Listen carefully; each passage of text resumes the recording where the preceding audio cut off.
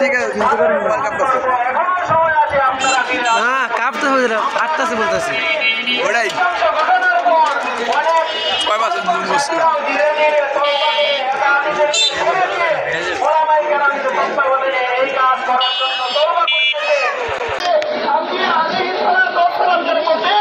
আমাদের বিশ্বাস থাকতে হবে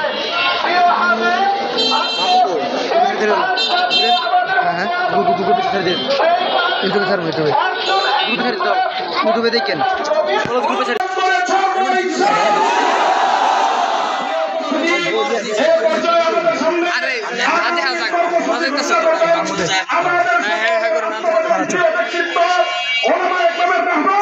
মুফতি আব্দুল সালাম মুফতি আব্দুল সালাম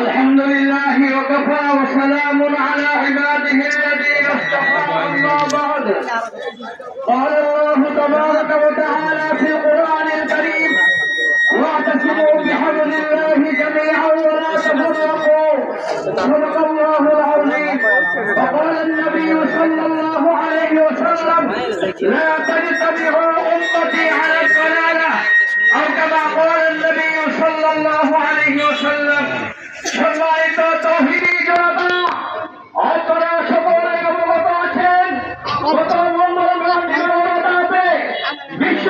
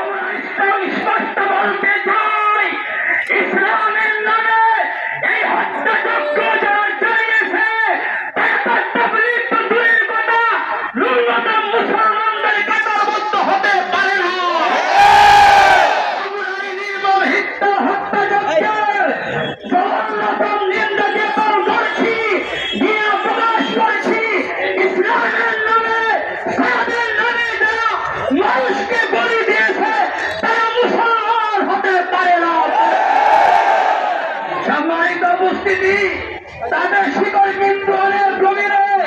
অনেক আমাদের প্রাক্তন সাবেক ধর্মমন্ত্রী জনাব মৌলানা শেখ আব্দুল্লাহ বলেছিলেন, কাদিয়ানীদের কাছে, জুলাইপন্থীদের কাছে ইসরায়েল থেকে টাকা চাওয়া যা আছে।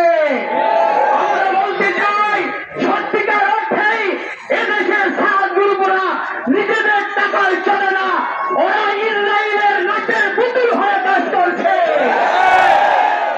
উদ্দেশ্য ছিল একটাকে বন্ধ করে দেওয়া, তাবলীগের পক্ষে বন্ধ করে দেওয়া, দাওয়াত তাবলীগের সুমহান এই কাজকে প্রতিবন্ধক করা। আমি মনে করি তারা ইস্তেমার রাতে গত বর্ষের হামলার মাধ্যমে তারা তাদের সাক্ষে সফল করার চেষ্টা করেছে।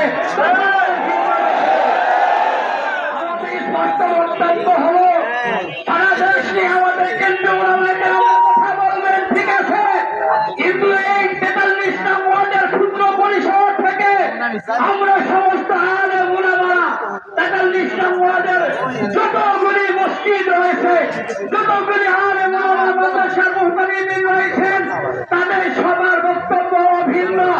আমরা সবাই একসাথে একত্রমত হয়ে বলছি, সাদিয়ানীরা গুমরাহ, ওরা ফিতনাবাজ, ওরা খুনি, ওরা খুনি। রাতের গভীরে মানুষ হত্যা করে, দিনের বেলা তাবলীগ করবে, কিতাবের তাহদিদ করবে, কাজ করবে, এটা এদেশের মানুষ মেনে নিবে না, নিবে না। এটা তাবলীগের শিক্ষা নয়। আমরা চাইলে ইস্তেমার মাঠে প্রতিরোধ করতে পারতাম। আমাদের পকেটে তসবিহ আর মেসওয়াক থাকে, আমাদের পকেটে ধারালো অস্ত্র, পিরিচ, চাপাতি এগুলি থাকে না। কথা বলে ঠিক শহীদ হয়েছে টঙ্গী হাসপাতালে, আমরা তাকে দেখেছি, তার সিনার মধ্যে গভীর ভাবে ছুরি চালানো হয়েছে, কলিজা পর্যন্ত কেটে ফেলা হয়েছে। আমি জিজ্ঞাসা করতে চাই, এটা কোন রকমের তাবলীগ? এটা কি ধরনের সাদিয়ানী কার্যকলাপ? এটা নিঃসন্দেহে ডাকাতি কর্মকাণ্ড।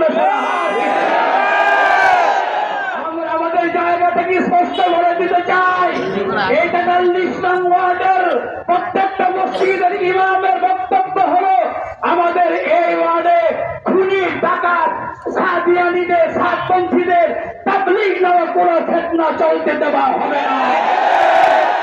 আমি আপনাদের সামনে আগামী কর্মসূচি ঘোষণা করছি।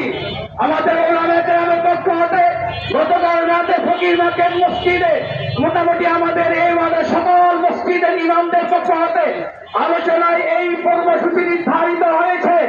আগামী 3 দিনের মধ্যে আমরা সাদিয়ানীদের কার্যকলাপ বন্ধ করার জন্য আমাদের ওয়ার্ডের প্রতিনিধি মসজিদের মুতাওয়াল্লি, সভাপতি, সেক্রেটারি, তাদের বরাবর আমরা দরখাস্ত রাখবো, অনুরোধ করবো যেন তাদের মসজিদে কোন সাদিয়ানী, কোন রকম সাতপন্থী কেউ যেন কোন ডাকাত যেন কিতাব নিয়ে তালিম করার দুঃসাহস না দেখা।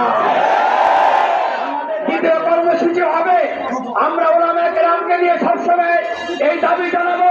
আজকের এই বিক্ষোভ মিছিল থেকে আমরা দাবি জানাচ্ছি, সেই কুলাঙ্গাররা, খুনি, সন্ত্রাসীরা ইস্তেমার মাঠে হত্যা